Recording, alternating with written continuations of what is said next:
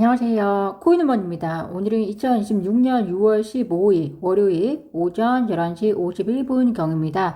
구독과 좋아요, 알림 설정 정중히 부탁드리면서 오늘 영상 시작하겠습니다.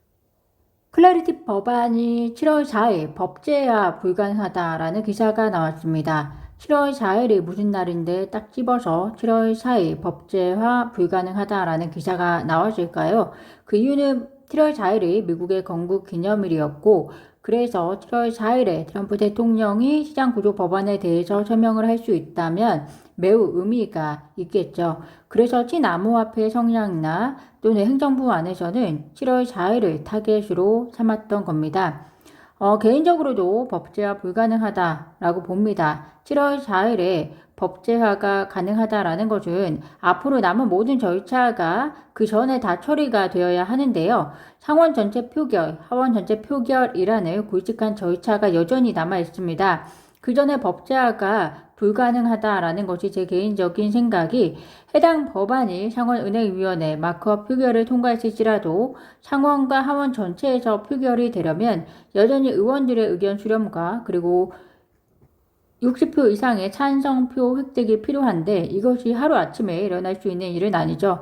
또한 의회에서 처리해야 하는 다른 법안들도 있을 것이고요. 따라서 이러한 기사에 놀라시기보다 그러면 언제까지는 되어야 투자자에게 베스트 시나리오인가, 이렇게 보시는 것이 더 나으실 것 같습니다. 우선 7월 4일은 머리에 지우시고요. 제가 생각하는 최상의 시나리오는 의회의 8월 휴회전, 대략적으로 8월 10일 전에 상원 전체에서라도 통과가 된다면 그래도 올해 안에 시장구조 법안이 통과될 가능성은 높아 보입니다. 왜냐하면 시장구조 법안의 경우 하원에서 한 차례 통과가 되었었던 적이 있었기 때문에 하원에서의 통과는 상원보다 더 수월할 것이다 라고 보기 때문이고요. 미국의 8월 의회 휴전이 시작이 되면, 휴회가 시작이 되면 약 한 달 동안 의회가 일을 안 하기 때문에 만약 시장구조 법안이 어떠한 진척이 없다면 결국에는 9월 이후로 넘어가게 되고, 9월 이후에는 또 중간선거에 한참 집중하고 있는 시기이기 때문에 올해 시장구조 법안이 통과가 될 가능성은 상당히 낮아진다, 이렇게 이해하시면 어떨까 생각을 합니다. 그래서 지난 금요일 리플 CEO 브래디 갈링하우스가 시장구조 법안에 반대하는 JP모건 CEO를 강력히 비난했던 것도 은행 업계의 압박 때문에 이것이 지연되고 있는 것에 대한 비판이었다라고도 보실 수 있을 것 같습니다. 그럼에도 불구하고 루미시 상원 의원이 클래리티 법안이 준비가 되었고 다음 주에 공개가 될 예정이다 라고 하기 때문에 의회 휴회 전에 이 법안이 통과가 될 가능성이 그래도 여전히 남아있다는 점에서 계속해서 진행 상황을 잘 살펴보시면 좋을 것 같습니다.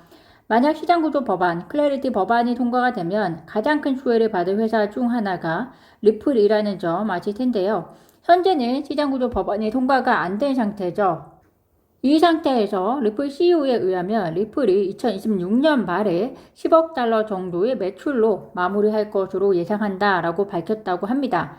리플 CEO 브래디 갈링하우스는 이 회사가 2026년 말에 10억 달러 매출로 마무리할 것이다 예상한다 했는데요. 이 소식이 갖는 의미를 잘 파악하시는 것이 중요합니다. 이 10억 달러는 일단 XRP를 포함하지 않은 수치입니다. 리플이 순수하게 사업을 해서 예상되는 매출인데요. 이 10억 달러의 규모라는 것이 물론 코인베이스나 혹은 비자에 비하면 적지만 암호화폐 업계 내에서는 적지 않은 규모입니다. 리플의 매출이 어느 정도 되느냐에 따라서 투자자분들이 관심이 많은 IPO의 가능성도 적금 근접해질 수 있다라고 말씀드릴 수 있겠습니다. 시장에서는 10억 달러 이상은 되어야 IPO가 가능한 규모이다라고 이야기하고 있는 만큼 리플이 현금 유동성이 풍부해서 IPO를 안 하는 것도 있지만 매출의 규모를 더 키워서 최상의 IPO의 가치를 받아내기 위해 그 시기를 만들기 위한 과정이다, 이렇게도 보실 수 있을 것 같습니다. 따라서 투자자분들 입장에서는 XRP를 제외하고 리플의 매출이 계속해서 얼마만큼 성장하는지, 10억 달러 이상씩 계속해서 성장하고 지속화되는 것인지 모니터링하는 것이 중요할 것 같습니다. 이번에 스페이스X 상장 보셨을 겁니다. 스페이스X 상장 시에 135달러로 시작을 했는데 19% 정도 상승장으로 마무리를 했죠. 그럴 수 있었던 것은 스페이스X에 대한 미래 가치를 투자자들이 매우 높게 평가하고 있다는 것인데, 물론 이것도 시간이 지나봐야 압니다. 궁극의 기업의 실적이 바탕이 되지 않고 기업이 결국 투자하는 데만 돈만 들어간다면 결국에 스페이스X도 역시나 관심이 떨어지고 주가도 떨어질 수 있기는 합니다.